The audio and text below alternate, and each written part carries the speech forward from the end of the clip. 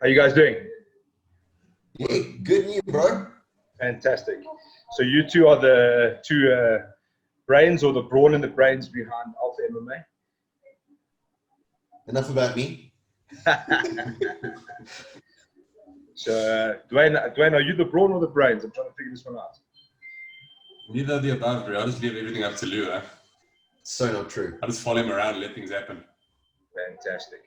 What I really wanted to start with is the inception of Alpha. How did this all come about? Because obviously, guys involved in MMA know that starting any sort of promotion is not a cakewalk, and it definitely isn't a ticket to a sailboat around the world and an early retirement. So how did this whole idea come about, and what was the inception? That's basically what happened was Morgan and myself started it off.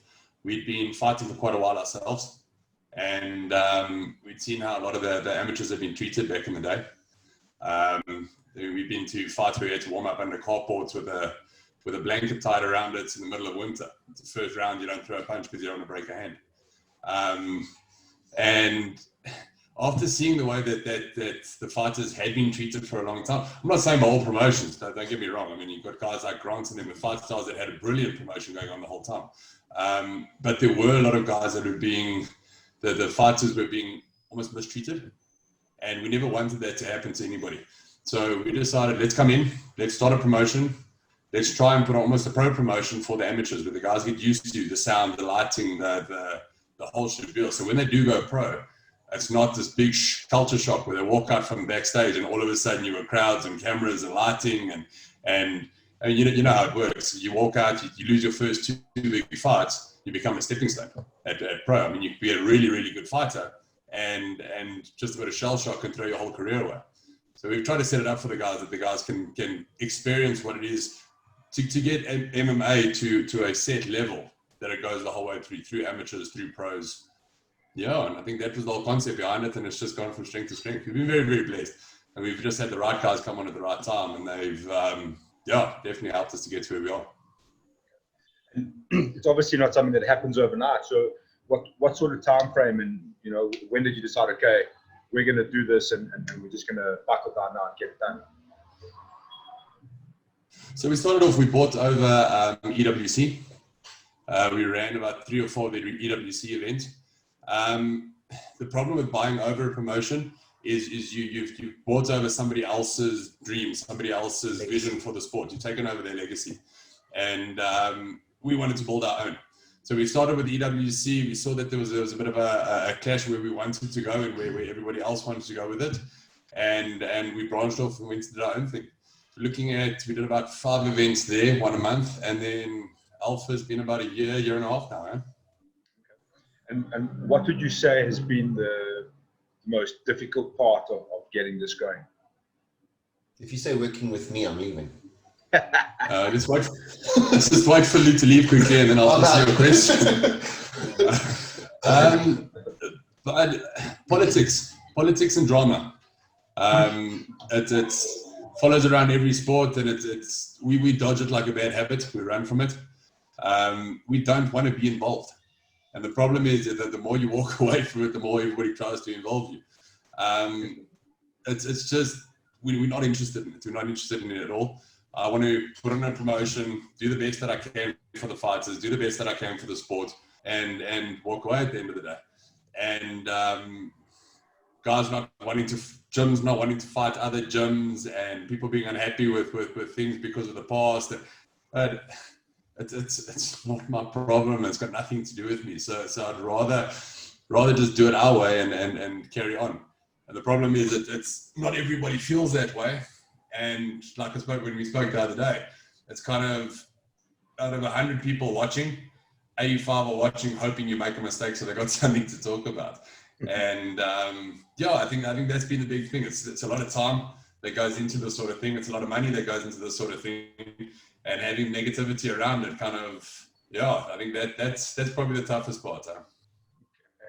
Politics in MMA can get very, very dicey and very interesting at times. So I feel you. You guys are obviously have emerged, in my opinion, as the leaders of the pack now in terms of amateur MMA. what do you think, in your opinion? I don't know, Lou, maybe you want to chime in here from an outsider's But perspective. you're breaking up. I can't hear you. Okay, give me a You broke second. up there. Let me change this. Can you hear me now? Yeah. Yep. Cool. This internet is going like up and down for whatever reason. It's most strange. Okay, let's just go. If you guys can you hear me? Yeah. Yep. Cool.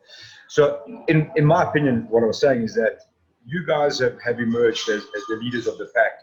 It seems that everything from top to bottom is the way it's supposed to be. You can see there's passion in it. You guys are serious. You're trying to show, let's say, the rest of the MMA community what an amateur promotion is supposed to look like. What do you think we are still lacking in terms of amateur MMA promotions? What do you think you're still lacking at that? But it's always evolving. It's always growing. I'd like to think if we had more events, it would go well. I think amateurs is built to build you up to your pro career. So if fighters aren't getting medical suspensions and stuff like that, and they can be fighting every second weekend, and they can build up to making money. Nobody wants to get smashed in the face for fun. It's This happens. You end up looking like this, yeah. So it's people at the end of the day do this, but they do it with the intention of getting paid at the end of the day. And if we can bring on more either endorsements for the amateurs to make it possible for them to be training and turn it into a career, or we can fast track.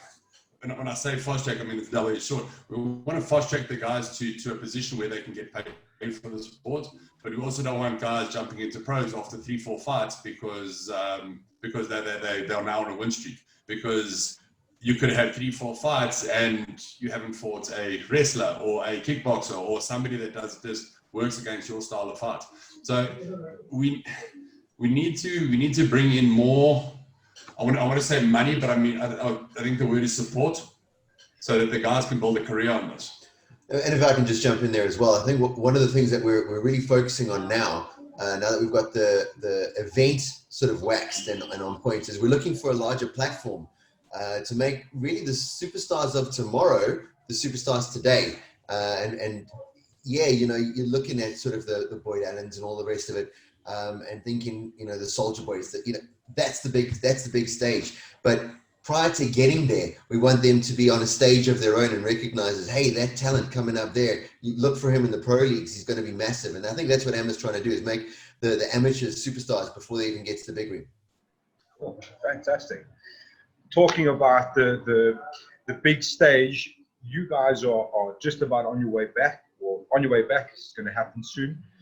How hard has that been to turn around? Obviously, there's been some difficulties, compliments of COVID to get the ball rolling, but you're up and running. How hard has that been? And then we can chat about the event coming up. So with regards to COVID regulations, it's pretty much costing us about 3-4 times what it normally does. But at the end of the day, it's all about safety. It's all about keeping everybody healthy, and giving them a platform to be able to compete, but to do it in a desirable manner. The legislations have been quite a bit. I mean, we've had to send everybody for COVID testing. Instead of having 2 warm-up mats, we're now running 6 warm-up mats, 3 per corner. Every time a gym leaves the mat, that has to be completely sanitized. We've got to completely sanitize between fights. Everybody at the event got to wear masks. We can't have crowds at the actual event itself. So there's been a lot of regulations around it. The guys have been very, very supportive. So between MASA, MMA, SA, the police that did the Section 6.3s and stuff, they've been very, very supportive in trying to get things going. But yeah, I mean, there's only so much that you can do with support. You actually got to get the ball rolling yourself as well. So it's been fun. Very interesting. It hasn't been fun. You mentioned crowds. Has that not changed at all with the level 1? Because I know it seems that the boxing event, which came up 10th of October, is actually going to have a crowd because they've got a new limitation and stuff, being a registered indoor arena. So I don't know how they're getting that right, because on the regulations itself, the specification was not at sporting events. I don't understand why. I mean, if you can go to a movie house, you can go to a nightclub, you can go wherever you want, but you can't go to a sporting event. You should have had it, yeah, dude. We could have put at least 20 people in once it was a cage. If we don't put a cage in, yeah. Yeah. I got enough floor space. We could put some chicken fence and sort it out. And that's how we started. Get some Vaseline and we'll get this one signed off. I'm not entirely sure what to do with the Vaseline. No. Yeah, you're going to have to figure that out for yourself, Luke. I would have to do with Vaseline. That's how rumors start. Cool. So anyway, you've gone through the hard yards. The event is coming up. So tell us what you can about the event. What we can expect. I know it's going to be broadcast on YouTube, which in my opinion is probably the best thing ever, especially at this time when people are so hungry to watch sport. Free on YouTube is the best way to do it. And just tell us what you can about the event. Should I hop in there? Go for it. I'm going to probably... So what I'm synonymous for in doing is giving away things I shouldn't give away. So... Stop doing that. I'm going to feel the little kick under the table. Yeah.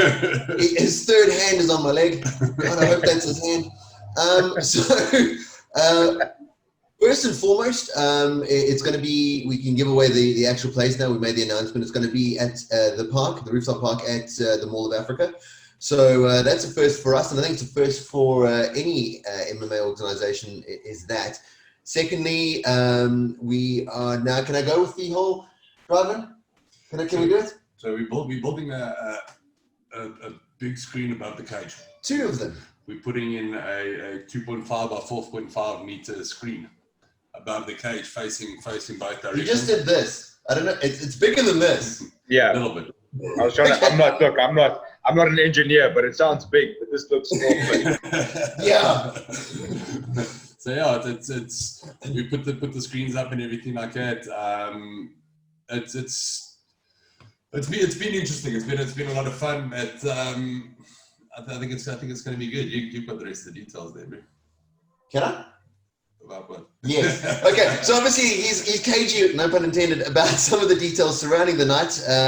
We have skirted and cunningly kept everyone safe, because that was our first priority, is keep both fighters, staff and spectators, should we have any, safe. So the area itself is going to be cordoned off. But the best way we could do it is obviously observe the 2 meter regulation, less than 50% occupancy and spectators. And the best way we thought about doing that is cars. If they can stay within their vehicle, then it's the safest sort of bubble for our spectators to be in. So Dwayne puts it politely as we've provided accoutrement and surrounding pot plants to add feel to the night. But the accoutrement, it looks like, fingers crossed, that it might be exotic and supercars, that it's going to be in attendance cage side. And then obviously the live stream to our YouTube channel, which will be a first for us as well.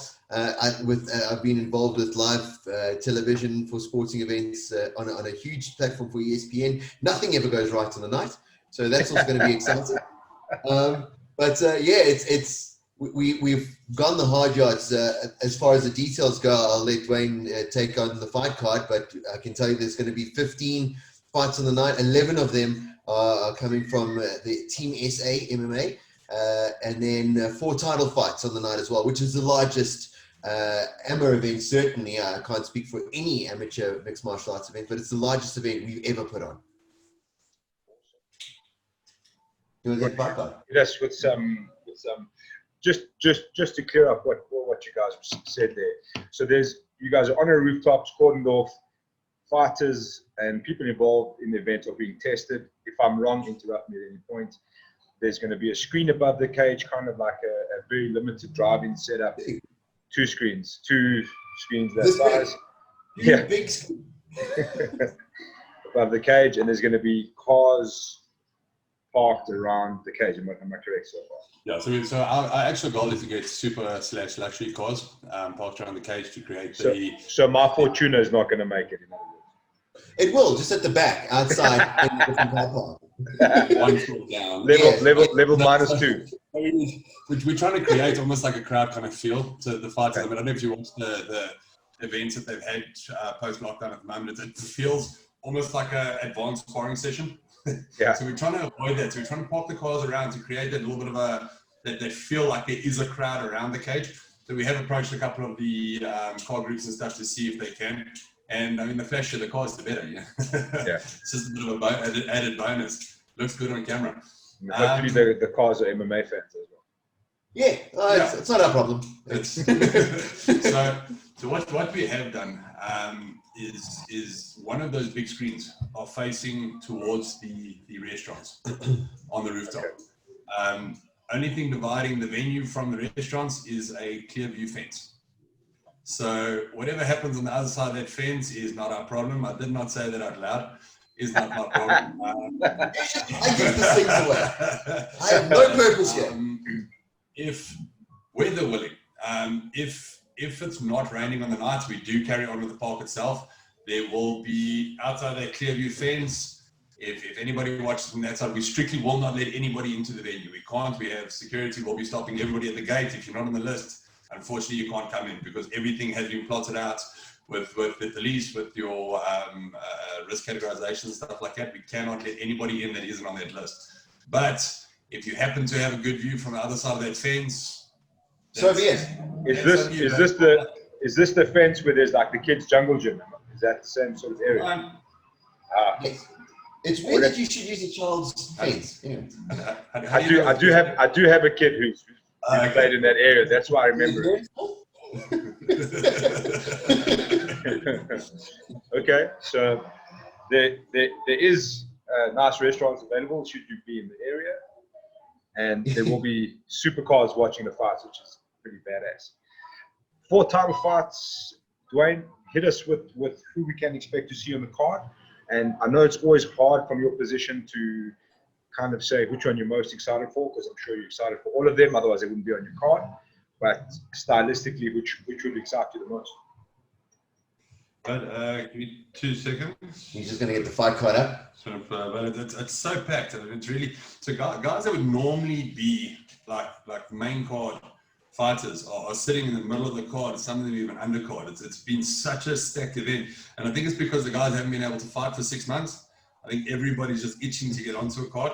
So yeah, we've been so blessed with this one. I think the guys are very, very excited to get on there.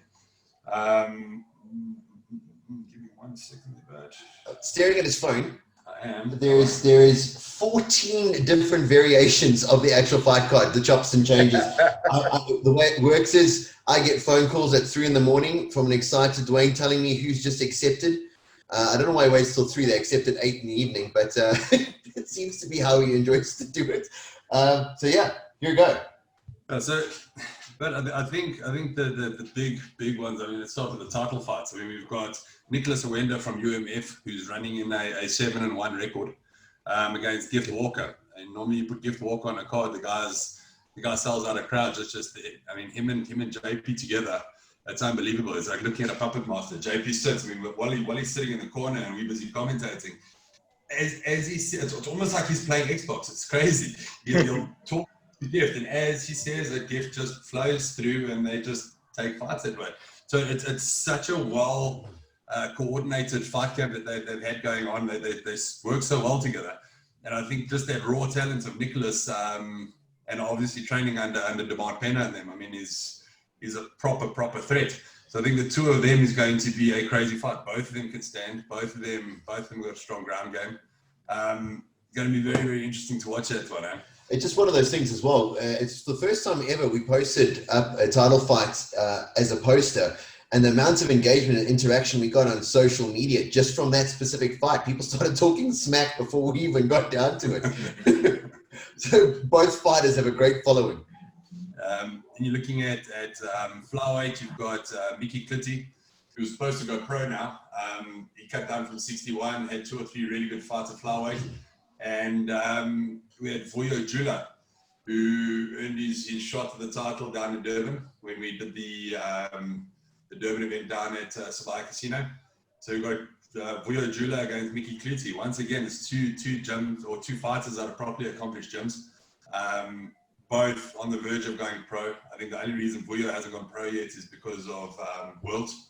I think he wants to go over to Worlds one more time. And Mickey was right there. I actually had to almost entice him into taking this fight before he actually signed for his first pro fight. So great to have them both on the card. At 66, we've got Antonio Kamana. So Shannon from Tonda actually had the title. He's just relinquished his title because he wants to step up to the big leagues.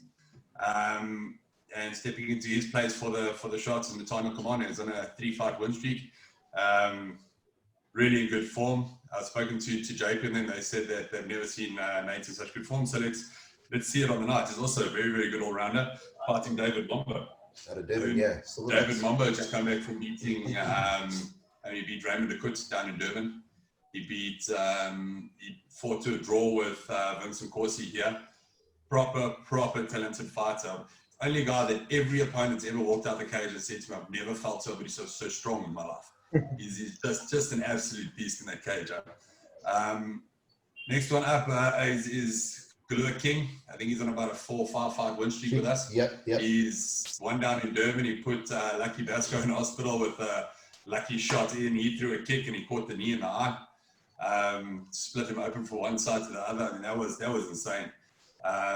Galua's knockout power has been crazy. He actually beat Peace Ngupani at RFC for the RFC title. And then we've got Armando de Crescenzo. He's just come through the rankings, just kind of snuck through there. He's on a 4 or 5 fight win streak.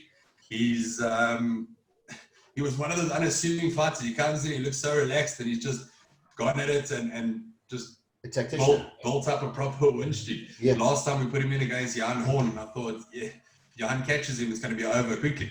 Jan caught him in the first, I think it was about 45 seconds, fought through it and won by ground and pound beginning of the second round. So he can take a punch, and he's going to have to against Galua. But I think the real trick is to see whether Galua is going to keep it standing or Armando is going to get it down to the ground. So stylistically, I think that's that good old grappler versus devastating striker. That's always been a good fight. Probably one of the fights that I'm most excited about on this card is Vincent Corsi from Dominator's Den fighting Raymond Akut. The 7-armed anaconda. You got Raymond. He's Raymond Akut, but fighting out of Klein University, he's talented in every facet of the game. He's got big fight temperament. He's been around the block, and you got Vincent Corsi, who's just probably one of the best in the division. He had the title, he lost it to Shannon, and he just wants his rearing to get it back. So I think this fight against Raymond will be his chance to actually prove that he's up there and he needs another shot. Is that a number 1 contender fight? That's a number 1 contender fight. Yeah. Sneaky snake. I've actually seen the Akut brothers wrestle alligators, and the alligators tapped out. More than once. Then you've got, it's a crazy card when you've got a guy like Peace Ngupani, who just the fight before the main card. Yes. The fact that he didn't jump on the main card, I mean, it's unheard of. And he's fighting Corsi Toyisa from Silverbacks. He's the current MFC champ. So there again, you've got 2 strikers that are probably going to have a proper go at it. Of course, he comes across like this. If you look, he doesn't have this aggressive look to him or anything like that, but the knockout power that he's got is insane. So it's going to be very, very interesting to watch that. And when Peace coming off 18 fights, 13 victories, it's ridiculous. But if you look at Peace's losses, most of them have been at world champs. So it's been like that. It hasn't been normal everyday fights. So he's put himself out there against the best and still managed to bring out a decent record. And the card just carries on from there. I mean, we've got Muzwa Dlamini against Edson Machavani. It's going to be probably a stand-up fight. Edson's got a couple of ground wins, more of a stand-up fighter. Muzwa's just got his blue belt, so should be fun. This Emmanuel Okempetrick fighting out of Mile High. He fought Frank Cato and actually sent Frank Cato to hospital with a rib kick. I remember that. In their last fight. And Yeah. he's fighting the Sifu Valem, who's probably one of got the most raw talents I've seen in a fight in a very, very long time. You've got the big boys. You've got Kabangu Boyka fighting out of Durban. He's fighting for Roderick Kennan. So he stays down in Durban but trains with Roderick, and then fighting Francois Collins out of Junker. I mean, Francois walks around, he's fought super heavyweight for us before. Francois walks around about 130, 135 kilos. That's down to 120. So you've got two big boys walking through the cage and just bowling. I mean, everybody wants to see a fight like that. And Boyka's, I mean, he's undefeated. So he's looking to keep that polished record and then to polish a pizza afterwards. Yeah, the restaurants on the other side of the fence are going to be in business after those boys are back. That's it. That's how we kick them. Yeah, and the card just goes like this the whole way down. I mean, it's how much time we've got here, but it's literally, I can sit and tell you every single one of these fighters that have earned their position. It's nobody. And we've got a guy like Jurgen Bent. He's the current SA kickboxing heavyweight champ. And I mean, he's sitting on the undercard. It just doesn't make sense. And you've got a Dave Volker fighting against him, who just lost to Itieranica in the finals of SAs. So you've got a Day and Jurgen going at it. On the undercard. Yeah. Our fight card starts. There's no debutantes. Our fight card starts with 5 versus 4, and that's Diedrich versus Pio. So that's where we begin it, and it gets worse from there. So yeah, like I said, I can tell you about every single one of these fights. And every single one of these guys are forces to be reckoned with. So yeah, I think it's going to be an entertaining card. I mean, you've got 15 top class fighters. There's nobody here that's just got on by luck. So yeah, very, very blessed. Fantastic, man. Obviously sounds like a really great card. You guys haven't put that up in the black and white on the social media just yet. I know these things do tend to change from time to time at the last minute. So when can we expect to see that final card up on? The biggest issue with putting out the fight card for this event, I've actually spoken to the guy doing the designs, just putting it out there. He was supposed to do it like 2 weeks ago, he just hasn't. I don't know, he just hasn't done anything. So I've asked him to bring it up and get it out as soon as possible. The biggest conversation we had around it was, especially with this COVID testing, how many people are asymptomatic? And I've got to send every one of these fighters for a COVID test. So we go put out a fight card, and touch wood, we could have half a card that comes back and says, well, I'm positive, we didn't know it. Really hoping not. We really hope we don't get any guys like that come back positive, but these things could happen. So it's not something we haven't want to put out and get everybody streaming in just to watch certain fighters, and then you end up with the card not happening. But I guess we're getting close enough now, so we might as well get it out there. It's out there now. The actual announcement will probably go out in the next 48 hours. The official card and the signed off fighters for the night will probably go out day after tomorrow. So he just bought himself another 2 days. It was supposed to be out. It's done already. Yeah. Well, if it's not, you're not having sleep tonight, my mate. So either way, 48 hours, we're looking for that card. On that note, where can guys check it out? Details coming up. It's going to be on YouTube. Where's the best place to follow you guys to stay in touch with what's happening with the event? Well, the event for us would be Facebook, Instagram page. It'll be Alpha MMA and Alpha Mixed Martial Arts on Instagram and Facebook respectively. And then on the YouTube channel, just go through, hit subscribe. It is obviously free for now. And for this event anyways, Dwayne's accepted the cost and he has sold the shirts off his back. Guys, the reason we put it out for free was we need to get maximum exposure for our sponsors and the guys that have come on. Guys, these guys have put a lot of money into this event. They've literally saved it. These guys want to see the sport grow. The sponsors that have come on here haven't come on with small amounts. We've had to cover things like COVID testing and extra sanitizations and stuff like that. So this is significant amounts of extra money that have gone into this. And the reasoning behind the free streaming, firstly, to get maximum exposure, to get most people to watch, but also to get maximum exposure for these guys that have put this extra money into the event. Guys, please support them. They really have gone out of their way here to make the sport happen, to make this event happen. And on that note, the YouTube channel is, you can search it on Alpha MMA. It's ALPHA MMA. Go through and smash the subscribe. And then we're live from 3 o'clock, from 3:30, thank you, I like numbers and mayonnaise. Live from 3:30 on the night, October 3rd, and the first fight goes live at 4 o'clock. Fantastic. 5 o'clock. It's like 4. He's not listening to any numbers. So somewhere between 3 and 4, tune into YouTube. You're gonna be. Might not even be the 3rd. So what happened with the curfew? Initially, the curfew was at 10 o'clock. So we wanted to start the event at 4 o'clock in the afternoon, so we could try and get done by about 9. So we could try and get everybody out of there by 10, or get everybody home by 10. Now with us dropping down to level 1, obviously curfew's moved up to 12 o'clock. The last thing you want to do is get to an event like this and get arrested on the way home. So we've moved it a little bit later because we were just a bit worried that at 4 o'clock with that sun still baking down, it's going to affect the fighters. I mean, it's still hot at that time of the day. Ask Aries how that worked out for them in Senegal. It's true. Yeah, no, it's tough. It's tough. So we moved a little bit later to hope that the sun goes down a little bit more. And obviously with the big screens and stuff like that, you can probably see them a bit better when the sun goes down. Last ones for me.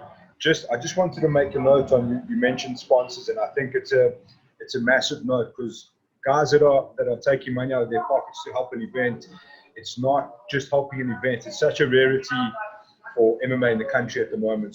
So these guys really need our support as a community. You know, like whatever it is, the guy's selling shoelaces and he's advertising on Alpha MMA's boards, go and buy the shoelaces. I highly encourage that. I mean, the sport needs these sponsors, and these guys go out of their own way and part with their own hard-earned money to make these things happen. So definitely. We're losing that. Can you hear me now? Yeah, so. Yeah, so just go and support those sponsors in a nutshell is what I was saying. Yeah, and on that note, I mean, Dwayne will expound on this in just a tick. It was dire straits through COVID. I think everyone took an absolute hammering. Singamantla came on board. I mean, they're now our named sponsor. They bought into the brand wholeheartedly, and not just fight fans, but fans. So they are a huge blessing, and it's now Singamantla AMA Championship. So that's a great shout out to them. And then we've got Oosthuizen's attorneys on board as well. Always good to have an attorney on board. Or a man that's been married twice. I'm just saying. Especially when an MC like Lou, you need an attorney. Help. There is no waiver I can sign. So you know, it's guys that have changed the face of the sport overnight. When we were at our lowest, they came on board and said, guys, I mean, you're doing it better than anyone we've seen. How can we be associated with you? How can we build the brand and build the sport? And like you said, it's kudos to them, their faith in the sport and in us, and to the fight fans out there. Go through and support them as they've supported us. 100%. Last question for me to wrap it up. Is it a good feeling to be the first guys back ahead of everybody else? But it's an amazing feeling. It's what we wanted to do. We wanted to always take that one step ahead. Are there a lot of eyes on us? Yes. That 85% that's hoping we make a mistake. Nothing to talk about. Yes. But it's become a joy to prove everybody wrong. So our goal is to go out there, put on the best event we can. If they're going to make mistakes, more than likely. I have the microphone. Yeah, I guarantee it. Definitely. Guys, there's going to be mistakes. These things are going to happen. I mean, we're also learning every single event. But yeah, guys, please come through, support. Well, don't come through. Don't come through. Don't come through. Tune in. Hold on. Support. And let's make this a big one. Eh? Fantastic, guys. Thank you so much for your time. Best of luck. I hope there's not too many teeth in your shoes. I hope it all runs as smooth as possible. And hope to see you guys really soon. And hopefully there'll be spectators back very soon. But best of luck, guys. And thank you very much for what you're doing. Thanks, Alf. Be blessed. Thanks, BigAl. Keep doing what you're doing, bro. Thanks for tuning for the sport. Thank you, sir. Cool, guys. Cheers, guys.